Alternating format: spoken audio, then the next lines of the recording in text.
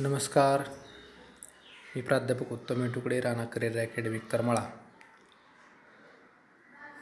आज स्पर्धा परीक्षा करणाऱ्या विद्यार्थ्यांसाठी स्थानिक शासन संस्था या प्रकरणावरती लेक्चर घेऊन आलेलो आहे. तर स्थानिक शासन संस्था म्हणजेच पंचायत राज हा MPSCसाठी असणारा महत्त्वाचा घटक आहे. याच्यावरती बरेच काही प्रश्न परीक्षेमध्ये विचारले जातात आणि सर्वांचा अतिपरिचयाचा असणारा घटक आहे. कारण का तर प्रत्येकजण याच गोष्टी म्हणजे जीवन जगत आहे. अगदी स्थानिक शासन संस्था म्हणजेच आपल्या लोकल लेवलला ज्या शासनाच्या संस्था आहेत, ग्रामीण भागासाठी असणाऱ्या ग्रामपंचायत, पंचायत समिती, जिल्हा परिषद आणि नागरी भागासाठी असणारे नगरपंचायत, नगर परिषद, महानगरपालिका. ह्या विद्यार्थ्यांना अगदी परिचित असण्याचं कारण म्हणजे त्यांच्या निवडणुका, त्यांची आचारसंहिता आणि बऱ्याच काही विद्यार्थी तर काही पक्षांचे कार्यकर्तेच असतात. त्यामुळे राजकीय गोष्टींशी बऱ्याच विद्यार्थ्यांचा परिचय असतो. परंतु तरीही या गोष्टींबद्दल काही ऐतिहासिक बॅकग्राऊंड विद्यार्थ्यांपर्यंत माहिती असणं गरजेचं आहे. कारण त्याच गोष्टीवरती परीक्षेला प्रश्न बरेच असतात. आपण ज्या स्थानिक शासन संस्था म्हणतो आपण, म्हणजे लोकल लेवलच्या ज्या शासनाच्या संस्था आहेत, त्यांचा आपण कधी विचार केला का की ह्या ज्या संस्था आहेत ह्या कधीपासून सुरू असतील? समजा भारताला स्वातंत्र्य मिळालं, भारताची राज्यघटना आली तेव्हापासून असतील, किंवा भारत स्वतंत्र होण्याच्या अगोदर ब्रिटिश भारतामध्ये होते, त्याला आपण ब्रिटिश भारत काळ म्हणतो, त्या काळामध्ये ह्या संस्था होत्या का? किंवा त्याही अधिक अगोदरचा काळ जर विचार केला आपण तर तो काळ म्हणजे मध्ययुगीन काळ, त्याच्याही अगोदरचा काळ प्राचीन कालखंड. तर हा ऐतिहासिक काळ जर आपण पाहिला तर ह्या काळामध्ये ह्या स्थानिक शासन संस्था होत्या का? अशी ही जी आजची पद्धत आहे ही त्या काळात होती का? आणि जर होतीच तर केव्हापासून होती, कोणी आणली, कशी बदल होत गेले आणि का असावी, या साऱ्या गोष्टींचा उहापोह आपण या ठिकाणी करणार आहोत. तर आपण सुरुवातीला पाहूयात. आता या ठिकाणी सुरुवात करूया स्थानिक शासन संस्था. त्याची व्याख्या दिलेली आहे. गोल्डिंगच्या मतानुसार स्थानिक लोकांनी स्वतःच्या प्रश्नांची व्यवस्था करणे म्हणजे स्थानिक स्वराज्य संस्था होय. अगदी बरोबर आहे. स्थानिक लेवलची जी लोक आहेत त्यांनी आपले जे प्रश्न आहेत त्यांनी स्थानिक लेवलवरती सोडवावेत. जसं अगोदरच्या काळामध्ये आपल्याला माहिती आहे, आपण काही वृद्ध लोकांकडून आपण ऐकत असतो, गावपंचायत म्हणतो आपण, न्यायपंचायत. तर अगोदरच्या काळामध्ये जर का गावामध्ये भांडण झालं तर तो न्यायनिवाडा करण्यासाठी काही चावडी म्हणून किंवा सार्वजनिक ठिकाणी काही किंवा चौकाच्या ठिकाणी एकत्र आले जायचे. गावातील काही प्रतिष्ठित लोक यायचे आणि दोघांची बाजू ऐकून घेऊन ते त्याच्यावरती निर्णय द्यायचे, त्याच्यावरती न्यायनिवाडा करायचे. ही अशी पद्धत होती. आता अशी पद्धत आहे का? नाही. आता ही शासनाच्या ध्येयधोरणानुसार राबवली जाणारी ही एक सिस्टीम आहे. तर ही अगोदरच्या काळात होती. अगदी त्याच पद्धतीने आहे, फक्त आत्ता जी आहे ही फक्त शासनाच्या ध्येयधोरणानुसार चालते. म्हणजे आपली जी अडचणी आहेत आपण आपल्या लेवलला, आपल्या स्थानिक पातळीवर सोडवल्या पाहिजेत. आणि सोडवण्यासाठी जी संस्था आहे त्याला स्थानिक शासन संस्था म्हणतो. उदाहरण आपण ग्रामपंचायत घेऊ. ग्रामपंचायत ग्रामसभा असते. गावातील काही अडीअडचणी असतील तर ग्रामपंचायतमार्फत ग्रामसभा भरवली जाते. ती ग्रामसभेच्या वेळी गावातील जे प्रतिष्ठित असतील किंवा आपण त्याला प्रौढ मतदार म्हणू, हे सर्व जे आहेत ते ग्रामसभेचे सदस्य असतात. हे त्याच्यामध्ये उपस्थित राहतात, आपले म्हणणं मांडतात, आपल्या समस्या आहे त्याचं निराकरण करून घेतात. म्हणजेच ही एक शासनाची संस्था आहे स्थानिक लेवलला असणारी. म्हणजे गोल्डिंगच्या मतानुसार अगदी बरोबर आहे. स्थानिक लोकांनी स्वतःच्या प्रश्नांची व्यवस्था करण्यासाठी म्हणजे प्रश्न सोडवण्यासाठी जी स्थानिक संस्था निर्माण झालेली आहे, केलेली आहे, त्याला स्थानिक शासन संस्था म्हणतो. आता ह्याची निर्मिती लोक करतात का? नाही. राज्य शासनानुसार म्हणजे राज्य शासनाच्या ध्येयधोरणानुसार किंवा त्यांच्या कायद्यानुसार याची निर्मिती होत असते. आता GDH कौल यांच्या मतानुसार स्थानिक शासनाचे कार्यक्षेत्र लहान असते. अगदी बरोबर आहे. त्यांचं कार्यक्षेत्र, आता ग्रामपंचायत असेल तर त्यांचं कार्यक्षेत्र तेवढ्या ग्रामपुरतंच असतं, गावापुरतंच असतं. म्हणजे त्यासाठी काही लिमिट ठरवून दिलेलं आहे, ते लोकसंख्येनुसार असेल. म्हणजे त्यांची जी स्थानिक संस्था जी आहे ती त्याच एरियापुरतं कार्य करत असेल. दुसरं आहे, वरिष्ठ अधिकाऱ्यांनी त्यांना सोपवलेली कार्य ते करतात. अगदी बरोबर आहे. म्हणजे कार्य करतात. समजा उदाहरणार्थ गाव लेवलची ग्रामपंचायत किंवा पंचायत समिती असेल किंवा आपण नगर परिषद नगरपंचायतचा विचार केला जर आपण, तर ते जे कार्य करतात ते त्यांच्यावरचे जे वरिष्ठ असतात त्यांनी ठरवून दिलेली नियमावली आहे, त्या नियमावलीत राहूनच ते कार्य करत असतात. म्हणजेच तिसरा आकडा सांगतो ते सार्वभौम नसतात, स्वायत्त असतात. सार्वभौम म्हणजे काय, तर कोणताही निर्णय घेण्यासाठी कोणालाही दुसऱ्या व्यक्तींना किंवा दुसऱ्या सिस्टीमच्या बाहेरच्या लोकांना विचारण्याची गरज जिथं लागत नाही त्याला सार्वभौम म्हणतो आपण. परंतु ही जी स्वायत्त संस्था आहेत त्यांना काम करण्यासाठी वरिष्ठ ज्या संस्था आहेत, स्थानिक शासन संस्था वरिष्ठ किंवा अधिकारी असतील त्यांच्या नियमावलीत राहून काम करावं लागतं. म्हणजेच त्या सार्वभौम नाहीत परंतु स्वायत्त आहेत. स्वायत्त म्हणजे त्यांना आलेल्या नियमाच्या चौकटीत राहून काही बदल करण्याचा अधिकार आहे, कायदा करण्याचा अधिकार नाही. पण कार्य करत असताना काही वेगळ्या पद्धतीचं स्वरूप अवलंबण्याचा अधिकार त्यांना आहे, म्हणजे स्वायत्त आहेत, सार्वभौम नाहीत. सार्वभौम आणि स्वायत्त याच्यामध्ये फरक आहे. सार्वभौम म्हणजे एखादा निर्णय घेण्यासाठी किंवा एखादं कार्य करण्यासाठी नियमावली तयार करण्यासाठी कोणालाही विचारण्याची गरज लागणार नाही, त्याला आपण सार्वभौम म्हणतो. स्वायत्त म्हणजे वरिष्ठांच्या चौकटीत राहून नियमांच्या चौकटीत राहून काम करणं, त्याला स्वतंत्र स्वायत्त म्हणू आपण त्याला. तर पुढचं सांगितलं आहे वरिष्ठ संस्थांनी तयार केलेल्या कायद्यांची ते अंमलबजावणी करत असतात. अगदी बरोबरच आहे. आत्ताच मी सांगितलं या ठिकाणी वरिष्ठ कायदे जे आहेत ते कायदे तयार करतात आणि त्याची अंमलबजावणी ही स्थानिक शासन संस्था करत असतात. म्हणजे उदाहरण सांगायचं झालं तर ह्या स्थानिक शासन संस्था आहेत त्या सार्वभौम नाहीत, स्वतः कायद्याची निर्मिती करू शकत नाहीत. असं आहे का कधी कुठली ग्रामपंचायत आहे ते स्वतःचे नियम ठरवलं नाही. जे पण वरचे काही नियम असतील त्या नियमात राहून तिला कार्य करणं गरजेचं आहे. आता स्थानिक शासन संस्थेचे महत्त्व काय आहे, ह्या स्थानिक शासन संस्था प्रत्येक स्थानिक लेवलला असणं का गरजेचं आहे, काय गरज आहे त्यांची असण्याची, हे फार सोपं आहे बघा. लोकशाही विकेंद्रीकरणास प्राधान्य, अगदी बरोबर आहे. आता या ठिकाणी काही गोष्टी दाखवल्यात वेगळ्या आणि आहेत वेगळ्या. म्हणजे ज्यावेळेस या गोष्टींची सुरुवात झाली स्थानिक शासन संस्थांची, आपल्याला माहिती आहे पुढं पाहायचं आपल्या लॉर्ड मेयोच्या काळामध्ये. लॉर्ड मेयोने विकेंद्रीकरणाचं त्याला जनक म्हणतात. तर त्यांनी म्हणजे ब्रिटिशांचं एक होतं दाखवण्याचं वेगळं असायचं आणि ते करण्याच्या पाठीमागचं कारणं वेगळे असायची. म्हणजे हे नंतर पुढे येणाऱ्या वेळेस मी तुम्हाला सांगणारच आहे त्या गोष्टी. आता महत्त्व काय आहे, लोकशाही विकेंद्रीकरणास प्राधान्य. म्हणजे लोकशाही आहे म्हणजेच काय, लोकांनी लोकांसाठी चालवलेले शासन म्हणजे लोकशाही शासन. ही जी लोकशाही आहे, लोकशाही म्हणजे काय, आपल्याला मिळालेले जे हक्क आहेत ह्या हक्कांना म्हणजे हक्क आपल्यापर्यंत मिळाले पाहिजेत, पोहोचले पाहिजेत, त्याचा न्याय मिळाला पाहिजे. मग ह्याच्यासाठी जर समजा आपल्याला हक्क आहेत आणि आपण ते जर वापरात आणू शकत नसेल तर लोकशाही आहे असं म्हणू शकतो का, नाही. बरं समजा ही लोकशाही आहे, आता चीनसारख्या राष्ट्रामध्ये लोकशाही आहे पण प्रत्यक्ष लोकांपर्यंत पोहोचू शकत नाही. कारण त्या गोष्टी चीनच्या गोष्टी आपल्याला माहिती आहेत बऱ्यावंशी काय आहेत त्या भारतापेक्षा फार वेगळ्या आहेत चीनच्या. म्हणजे लोकशाही आहे फक्त घटनेमध्ये, प्रत्यक्षात नाही, असं चीनमध्ये आहे. तर लोकशाही ही घटनेत आहे, ती प्रत्यक्षात असणं ही गरजेचंच आहे. आणि गरजेचं हे कधी साध्य होईल, जर स्थानिक लोकल लेवलपर्यंत स्थानिक घटकांपर्यंत ही जी लोकशाहीचे पाळेमुळे जर रुजले गेले तर ही लोकशाही मजबूत होईल किंवा सर्वसामान्य लोकांपर्यंत पोहोचली जाईल. मग त्याचे विकेंद्रीकरण करणं गरजेचं आहे. म्हणजेच आपल्याला शासनाचं होण्यासाठी एक पर्याय आपल्यापुढे उपलब्ध करून दिलेला आहे, तो म्हणजे कुठला आहे, स्थानिक शासन संस्था. आणि म्हणून लोकशाहीचं विकेंद्रीकरण झालेलं आहे.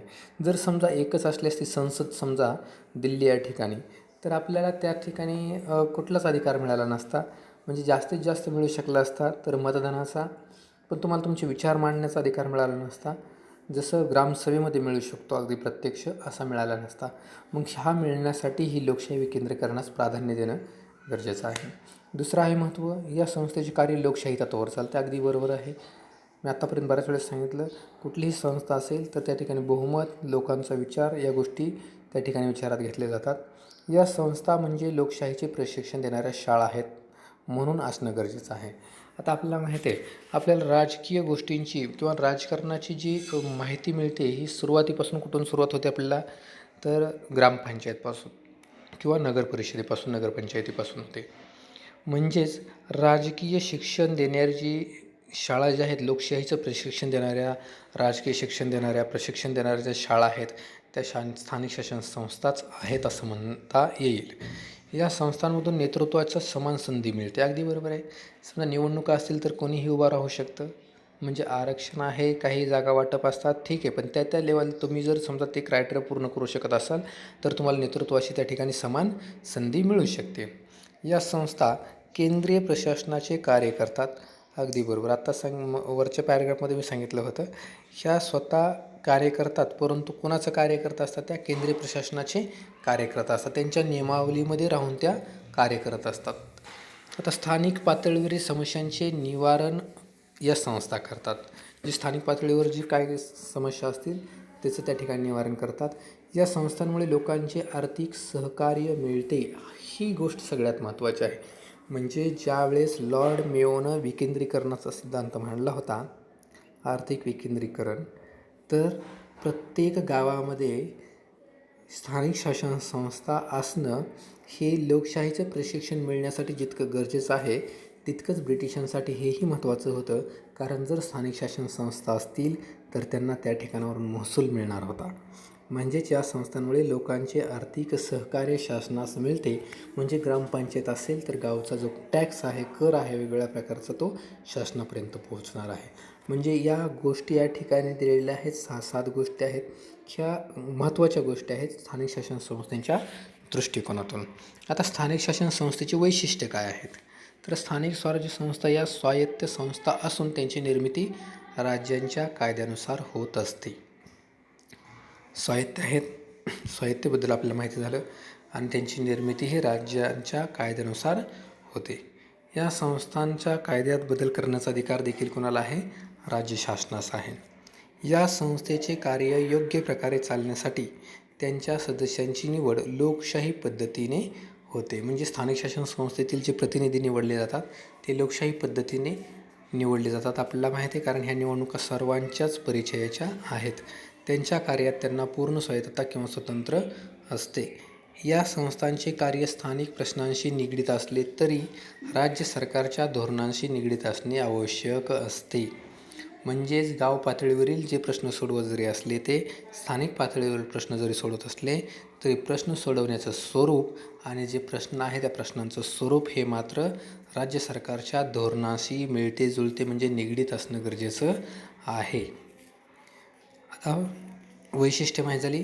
स्थानिक स्वराज्य संस्थेचा उद्गम आणि विकास बघू. आता हे आता आपल्याला प्रश्न पडला, ह्या ज्या संस्था आणि स्थानिक शासन संस्था आपल्याला पूर्ण कळालं, ज्याला आपण पंचायत राज म्हणतो. ग्रामीण भागासाठी 3 आणि नागरी भागासाठी 3 आहेत. आता ह्या ज्या आहेत ह्या कधीपासून आहेत? मी सुरुवातीला सांगितलं तुम्हाला की स्वतंत्र मिळाल्यापासून तयार झाल्या. स्वतंत्र मिळण्याच्या अगोदर ब्रिटिश होते, त्यांनी सुरू केल्या. मध्ययुगीन काळामध्ये मोगल होते, त्यांनी सुरू केल्या. का प्राचीन कालखंडामध्ये राजेवाड्यांचा काळ होता, राजे होते, त्यांनी सुरू केल्या. हे आपल्याला या ठिकाणी पाहायचं आहे. आता आपण पाहू त्याचे मी 3-4 टप्पे केलेले आहेत. सुरुवातीला प्राचीन कालखंड दिसतोय तुम्हाला, त्याच्यानंतर मध्ययुगीन कालखंड आहे, आधुनिक कालखंड ते स्वतंत्रपूर्व काळ. या ठिकाणी आणखीन एक आपण गॅप टाकलेला आहे.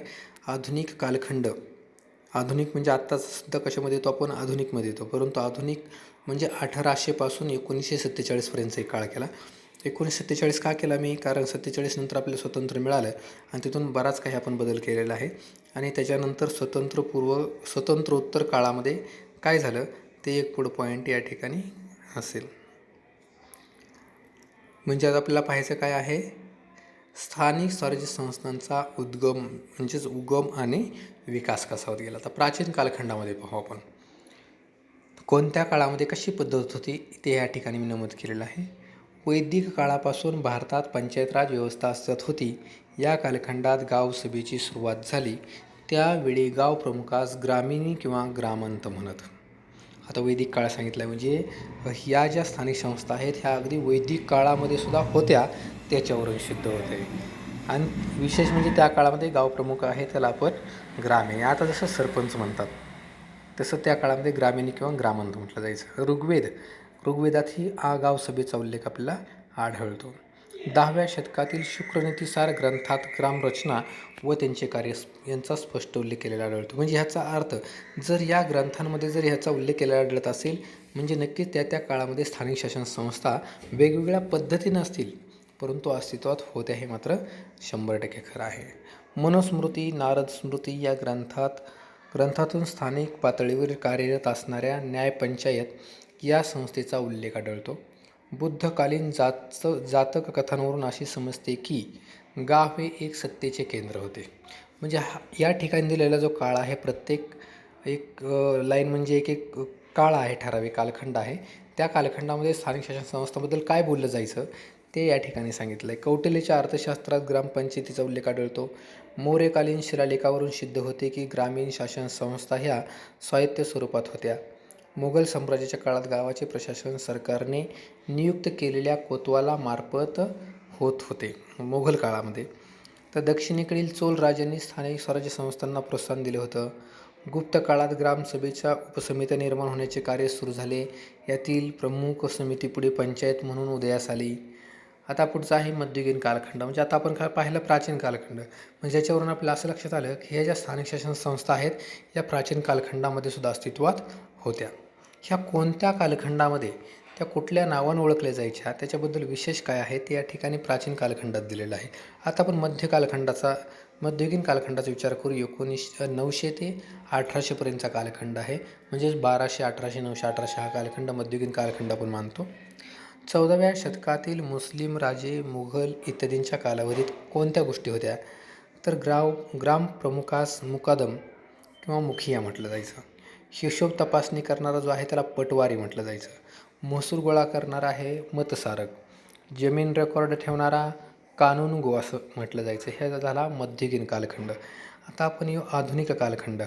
आधुनिक कालखंड म्हणजेच काय, 1800 ते 1947पर्यंत हा कालखंड आपण पाहूयात. म्हणजे या काळामध्ये ब्रिटिश भारतामध्ये होते. दळणवळण ज्यावेळेस ब्रिटिश भारतात आले त्यावेळी दळणवळणाची प्रगती झपाट्यानं वाढत गेली आणि हा जो स्थानिक लेवलचं जे प्रशासन आहे, स्थानिक लेवलला जे होतं ते दळणवळण वाढल्यामुळे साहजिकच कुठे गेले, जिल्हा या ठिकाणी गेलं. कारण जिल्ह्याच्या ठिकाणी प्रशासनासाठी जाणं हे सोयीस्कर झालं, दळणवळण वाढलं होतं म्हणून. म्हणजे दळणवळणाची प्रगती झाली या काळामध्ये. त्याच कालखंडामध्ये म्हणजे 1793च्या चार्टर ॲक्टनुसार भारतात मुंबई, बंगाल व मद्रास या प्रांतामध्ये पालिका संस्थांची स्थापना करण्यात आली होती. 1793ला भारतामध्ये कुठं मुंबई, बंगाल, मद्रास या ठिकाणी पालिकांची स्थापना झालेली होती. 1842मध्ये बंगाल प्रांतामध्ये पहिला म्युनिसिपल कायदा संमत झाला. म्हणजे बंगाल प्रांतातला कायदा आहे म्युनिसिपल कायदा. आधी लक्षात घ्या, 1793ला मुंबई, बंगाल, मद्रास ह्या प्रांतामध्ये पालिकांची स्थापना झाली. म्हणजे स्थानिक शासन संस्थाच आहेत ह्या. 1842मध्ये बंगाल प्रांतासाठी पहिला म्युनिसिपल कायदा संमत झाला आणि 1850मध्ये संपूर्ण भारतासाठी म्युनिसिपल कायदा लागू झाला. 1852मध्ये कंपनीची भारतातील सत्ता इंग्रज सरकारकडे आल्यानंतर पंचायत राज पद्धतीस विशेष प्रोत्साहन मिळण्यास सुरुवात झाली. आता जी ही या ठिकाणी एक सनावळी चुकलेली आहे. 1852मध्ये कंपनीची भारतातील सत्ता इंग्रज सरकारकडे आल्यानंतर तर या ठिकाणी 1858च्या उठावानंतर आलेली होती राणीच्या जाहीरनाम्यानुसार. तर 1852 झालेले चुकून आहे, बाय मिस्टेक. 1858मध्ये कंपनीच्या भारतातील सत्ता इंग्रज अधिकाऱ्याकडे आल्यानंतर पंचायत राज पद्धतीस विशेष प्रोत्साहन मिळण्यास सुरुवात झाली. 1870मध्ये लॉर्ड मेयो यांनी सरकारी कामकाजास लागणारा पैसा स्थानिक कराच्या रूपाने उभा करण्याकरता शासनाचे आर्थिक विकेंद्रीकरण करणारा उपाय सुचवला. आलं बघा या ठिकाणी 1870चा काळ आहे. आर्थिक विकेंद्रीकरणाचे जनक म्हणतात. हे लॉर्ड मेयो याने सुचवलं होतं. पैसा उभा करायचा होता म्हणून जर स्थानिक पातळीवर जर शासन संस्था असतील तर त्या ठिकाणचा कर आपल्याला मिळेल म्हणून त्यांनी आर्थिक विकेंद्रीकरण करण्यास सुरुवात केली. म्हणून त्याला आर्थिक विकेंद्रीकरणाचा जनक म्हणतात, लॉर्ड मेयो यांना. 1871मध्ये अनेक प्रांतात स्थानिक स्वराज्यासंबंधी कायदे करण्यात आलेले होते. पंजाब, बिहार, ओरिसा, आसाम, त्रावणकोर, कोचीन येथे 1920मध्ये व बंगाल येथे 1919ला ग्रामपंचायत अधिनियम कायदा मंजूर करण्यात आला. भारतातील पहिली स्थानिक स्वराज्य संस्था मद्रास महानगरपालिका 1888ला स्थापन झाली. 1888ला स्थापन झाली होती. भारतातील पहिली स्थानिक स्वराज्य संस्था कुठं, मद्रास या ठिकाणी, म्हणजे आजचं चेन्नई जे आहे या ठिकाणी 1888ला स्थापन झाली होती. 1882मध्ये रिपनने स्थानिक स्वराज्य संस्थांचा कायदा संमत केला. या कायद्यानुसार प्रत्येक प्रांतात लोकल बोर्ड स्थापन करण्यात आलेलं होतं. 1882ला स्थानिक स्वराज्य संस्थांविषयी कायदा संमत झाला आणि प्रत्येक प्रांतामध्ये लोकल बोर्ड्सची स्थापना करण्यात आली. स्थानिक संस्था म्हणजे स्थानिक जनतेला राजकीय शिक्षण एक प्रभावी साधन आहे व या दृष्टीने त्याची प्रगती होणे आवश्यक आहे असे रिपनच्या ठरावात नमूद केलेलं होतं. म्हणून आपण रिपनला स्थानिक स्वराज्य संस्थेचा जनक असं मानतो. रिपनच्या ठरावानुसार या संस्थेचा अध्यक्ष सरकार नियुक्त नोकर असे.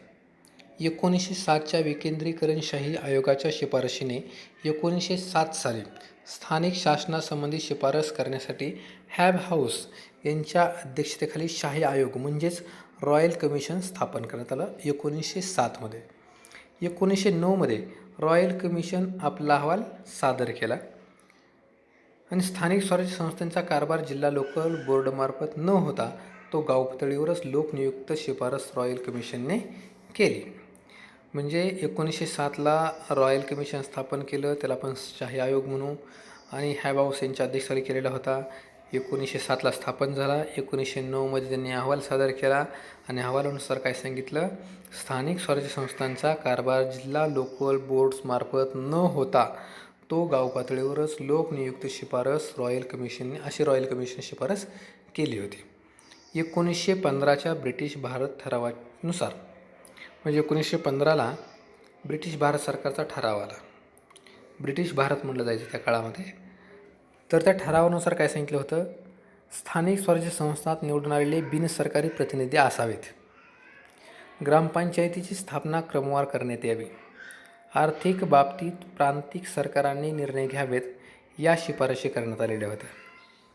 1917मध्ये लॉर्ड मॉन्टेग्यूने भारतासाठी जबाबदार व क्रमवार राज्यपद्धतीची घोषणा केलेली होती. 1917ला मॉन्टेग्यूची घोषणा आहे की भारताला जबाबदार आणि क्रमबद्ध राज्यपद्धती देण्यात येईल अशी घोषणा त्यांनी केलेली होती. आता 1918च्या ब्रिटिश भारत सरकारच्या ठरावानुसार जो 1918ला ब्रिटिश जो ठराव झाला त्याच्यानुसार भारतातील ब्रिटिश शासनाने विकेंद्रीकरण आयोगाच्या भौतिक शिफारशींना मान्यता दिली. स्थानिक स्वराज्य संस्थांसाठी निवडणुकीचे तत्त्व मान्य करून मतदारांची यादी बनवण्याचा प्राधान्य दिलं. अल्पसंख्याकांना प्रतिनिधित्व देण्याचे ठरले. 1919च्या कायद्याने आता पुढे बघू आपण, हे जर आता जे सांगितलं 3 गोष्टी ह्या 1818च्या काळातल्या होतात, त्या ठरावानुसार झालेल्या 3 गोष्टी होत्या. आता 1919च्या कायद्याने पंचायत राज हा विषय प्रांताकडे सोपवण्यात आला. 1919ला कायदा झाला आणि पंचायत राज हा जो विषय आहे तो प्रांताकडे सोपवला. 1919चा कायदा अंमलात आल्यानंतर त्यातील निर्देशांच्या आधारे विविध प्रांतांनी स्थानिक प्रशासनासंबंधी कायदे केले. म्हणजे ह्या 1919च्या कायद्यानं पंचायत राज विषय कोणाकडे आला, प्रांताकडे. आणि प्रांताकडे तो आला की प्रत्येक प्रांतांनी काय केलं की स्थानिक प्रशासनासंबंधी कायदे करायला सुरुवात केली. 1921मध्ये डॉक्टर रवींद्रनाथ टागोर यांनी श्रीनिकेतन प्रकल्प सामूहिक विकास कार्यक्रम सुरू केला. आता 1919च्या लक्षात आलं की या ठिकाणी काय झालेलं आहे, 1919च्या कायद्यानं हा कोणाकडे आला विषय, पंचायत राज प्रांताकडे आला की प्रांताने आपापल्या पद्धतीनं कायदे करायला सुरुवात केली. आणि 1921मध्ये रवींद्रनाथ टागोरांनी श्रीनिकेतन प्रकल्प हे जे प्रकल्प आहे ते सामूहिक विकास कार्यक्रम आहेत, म्हणजे सर्वसामान्य लोकांना वरती आणण्यासाठी एक सामाजिक विकास साधण्यासाठी केलेले हे जे प्रकल्प आहेत. मुंबई प्रांतात मुंबई ग्रामपंचायत कायदा 1920मध्ये संमत झाला. जवळपास 1926पर्यंत सर्व प्रांतात 1919च्या कायद्यानुसार ग्रामपंचायत संबंधी कायदे करण्यात आले होते. म्हणजेच 1919ला ज्या पंचायत राज हा विषय प्रांताकडे दिला तेव्हापासून त्यांनी पंचायत राजविषयी प्रांतांनी कायदे करायला सुरुवात केली. तर 1926पर्यंत ग्रामपंचायत कायदे करण्यात आले होते, म्हणजे जवळजवळ सर्व प्रांतामध्ये कायदे करून झाले होते. 1927मध्ये श्री बायने यांनी गुरगाव प्रकल्प हा सामूहिक विकास कार्यक्रम सुरू केला. 1928मध्ये डॉक्टर स्पेन्सर हेज यांनी माथेरान प्रकल्प मद्रास या ठिकाणी सामूहिक विकास कार्यक्रम सुरू केला. 1933च्या बॉम्बे व्हिलेज पंचायत ॲक्टनुसार स्थानिक स्वराज्य संस्थांचा कारभार गावातील स्थानिक प्रशासनामार्फत चालवण्यास प्राधान्य देण्यात आले. 1935च्या कायद्यान्वये जबाबदार मंत्रिमंडळाने खऱ्या अर्थाने स्थानिक स्वराज्य संस्थांचा विकासास प्राधान्य दिले. 1939मध्ये महिलांना स्थानिक स्वराज्य संस्थांमध्ये मतदानाचा हक्क मिळाला. आता स्वातंत्र्योत्तर काळ. 26 जानेवारी 1950ला भारतीय घटना अंमलात आली. तेव्हा घटनेत कलम 40नुसार ग्रामपंचायत तरतूद करण्यात आलेली होती. तत्कालीन केंद्रीय आरोग्यमंत्री अमृता कौर यांच्या अध्यक्षतेखाली भारतातील सर्व प्रांतांच्या स्थानिक शासन मंत्र्यांची परिषद दिल्ली येथे 1948मध्ये भरवण्यात आली. या परिषदेचे उद्घाटन प्रधानमंत्री जवाहरलाल नेहरू यांनी केलं होतं. त्यावेळी नेहरू म्हणाले, स्थानिक स्वशासन हा खरा लोकशाहीचा पाया आहे. भारतीय प्रांतामध्ये 1947मध्ये पंचायत राज कायदा होऊन प्रौढ मताधिकार आधारावर ग्रामपंचायत निर्माण झाल्या. आता सामूहिक विकास कार्यक्रम आहेत. म्हणजेच आता मी पाठीमागं सांगितलं, ज्यावेळेस 1919च्या कायद्यानं पंचायत राज हा विषय प्रांताकडे दिला, त्यावेळेस प्रांतांनी आपापल्या पद्धतीनं त्या प्रांतामध्ये पंचायत राजविषयी कायदे करायला सुरुवात केली होती. तर बऱ्याच ठिकाणी काही सामूहिक विकास कार्यक्रम राबवले गेले होते. तर या ठिकाणी मी ते सामूहिक विकास कार्यक्रम दिलेले आहेत एका टेबलमध्ये. तर हे कशासाठी होते? ग्रामीण लोकांची पारंपरिक जीवनपद्धती बदलून त्यांना आधुनिक जीवनपद्धती स्वीकारण्यास मदत करण्यात यावी म्हणून त्यांच्या कुवतीप्रमाणे उपलब्ध पैशात विकास करण्यास मदत करता यावी, या गोष्टींसाठी सामूहिक विकास कार्यक्रमाची अंमलबजावणी केली गेली होती. स्वतंत्र पूर्व विकासाचे प्रकल्प आणि त्यांचे प्रवर्तक आणि खाली दिलेले स्वतंत्र उत्तर काळातील विकासाचे प्रकल्प आणि त्यांचे प्रवर्तक. म्हणजे स्वतंत्र मिळण्याच्या आधी कोणते प्रयत्न केले गेले आणि स्वतंत्र मिळाल्याच्या नंतर कोणते सामूहिक विकास करण्यासाठी कोणते प्रयत्न केले गेले. श्रीनिकेतन प्रकल्प डॉक्टर रवींद्रनाथ टागोर यांनी 1921ला आणला होता. गुरगाव प्रकल्प आहे श्री बायर यांनी 1927.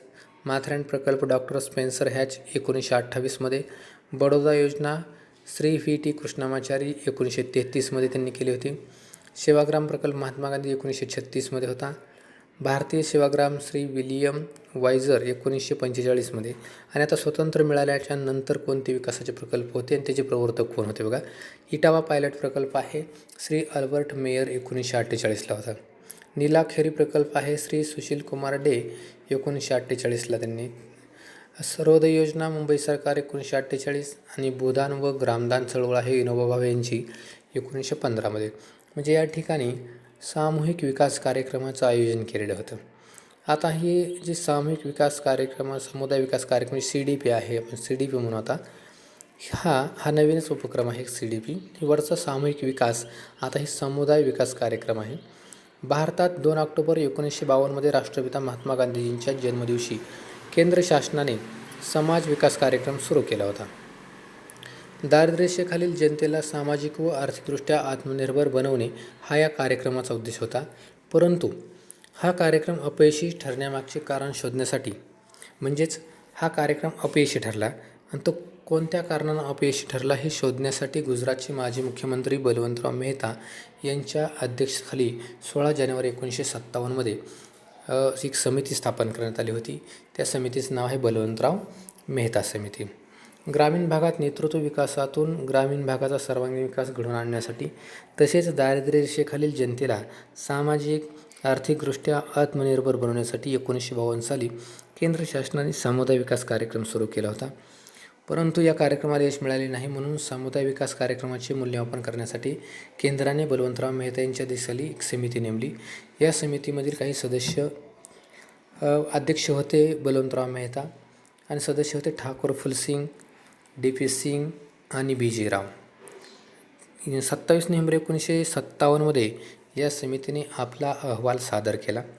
12 जानेवारी 1958च्या राष्ट्रीय विकास परिषदेच्या बैठकीत हा अहवाल मंजूर झाला, तर फेब्रुवारी 1958मध्ये स्वीकारला गेला. या समितीने शिफारशी कोणत्या केलेल्या होत्या? लोकशाही विकेंद्रीकरणाची शिफारस केली होती. म्हणजे लोकशाहीचं विकेंद्रीकरण करावं, त्याच्याबद्दल मी तुम्हाला सांगितलं. लोकशाही विकेंद्रीकरण म्हणजे काय सांगितलेलं आहे, ही शिफारस यांनी केली. त्रिस्तरीय ग्राम प्रशासन यंत्रणा निर्माण करावी.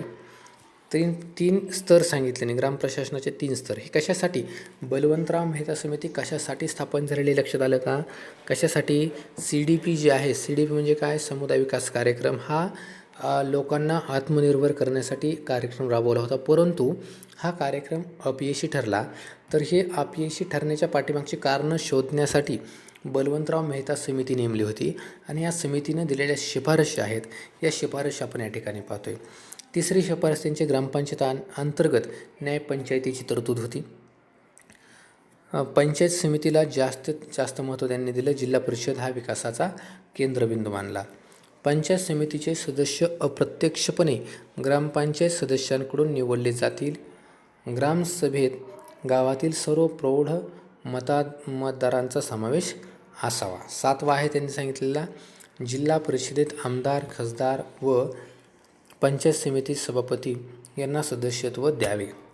सरकारी चळवळींना या संस्थांचा समावेश असावा. आणि 9वा आहे त्यांनी दिलेली शिफारस, स्त्री प्रतिनिधी निवडून न आल्यास 2 स्त्रियांची नेमणूक करावी. आणि या शिफारशीनुसारच की आपल्या महाराष्ट्रामध्ये किंवा भारतामध्ये नंतर महाराष्ट्रामध्ये की पंचायत राजची सुरुवात झालेली आहे. मेहता समितीच्या शिफारशी भारत सरकारने फेब्रुवारी 1958मध्ये तर राष्ट्रीय विकास परिषदेने 1958मध्ये स्वीकारल्या. त्यानुसार 2 ऑक्टोबर 1959 या दिवशी पंचायत राज स्वीकारणारे राजस्थान हे देशातील पहिले राज्य ठरले. म्हणजेच बलवंतराव मेहता समितीच्या शिफारशी स्वीकारून भारतातील पहिलं पंचायत राज स्वीकारणारं राजस्थान हे पहिलं राज्य ठरलं. राजस्थानातील नागौर जिल्ह्यात पंडित नेहरूंनी सर्वप्रथम पंचायत राजचे उद्घाटन केले आणि त्याला पंचायत राज असं नाव सुचवलं. हे महात्मा गांधीजींचं स्वप्न होतं. पंचायत राज स्वीकारणारी काही राज्ये मी या ठिकाणी क्रमाने दिलेले आहेत. सुरुवातीला राजस्थान 2 ऑक्टोबर 1959, 2 नंबरला आंध्र प्रदेश 11 ऑक्टोबर 1959, 3 नंबरला Assam, 4 number Tamil Nadu, 5 number Karnataka, 6 number Orissa, 7 number Punjab, 8 number Uttar Pradesh, 9 number Maharashtra, 1 मे 1962 आणि 10 नंबर पश्चिम बंगाल. हे 10 सुरुवातीला लक्षात ठेवायचे. लक्षात ठेवण्यासाठी मी ते एक ट्रिक्स दिलेले, रात को पंप म्हटलेलं आहे. हे लक्षात ठेवा. ह्याच्यावरून ह्या कोटेशन लक्षात राहील. आणि ह्याच्यावरचे महत्त्वाचे प्रश्न मी आता दिलेले नाहीत. नंतरच्या व्हिडिओमध्ये आपण फक्त या ठिकाणी या प्रकरणावरचे प्रश्न घेणार आहोत. विद्यार्थ्यांनी लक्ष देऊन हे लेक्चर ऐकावं, हे वारंवार वाचावं. आणि हे तरी मी याच्यामध्ये रंगाचा म्हणजेच पेनचा वापर केलेला नाही. कारण का तर पेनचा जर वापर केला तर असं या ठिकाणी वापर एवढा करता येत नाही, कारण हा मोबाईलवरती मी रेकॉर्डिंग केलेला आहे. जर लॅपटॉपवर केलं तर ते करता येतं, म्हणून मी हे टाळलेलं आहे. तुम्ही हे वाचल्यानंतर तुमच्या लक्षात येईल. 2-3 वेळेस वाचा, हे लेक्चर ऐका, एकदम महत्त्वाचं आहे. जर पंचायत राज समजून घ्यायचं असेल तर पहिला प्रकरण हे जे आहे त्याचं आपण ऐतिहासिक बॅकग्राऊंड म्हणू, ऐतिहासिक पार्श्वभूमी ह्या गोष्टी समजणं गरजेचं आहे. चांगल्या पद्धतीनं अभ्यास करा. सर्व लॉकडाऊनच्या काळामध्ये तुम्हाला जर मिळालेला वेळ आहे या वेळेचा फायदा घ्या, संधीचं सोनं करून घ्या. आणि सर्व विद्यार्थ्यांना मी शुभेच्छा देतो आणि या ठिकाणी थांबतो. धन्यवाद.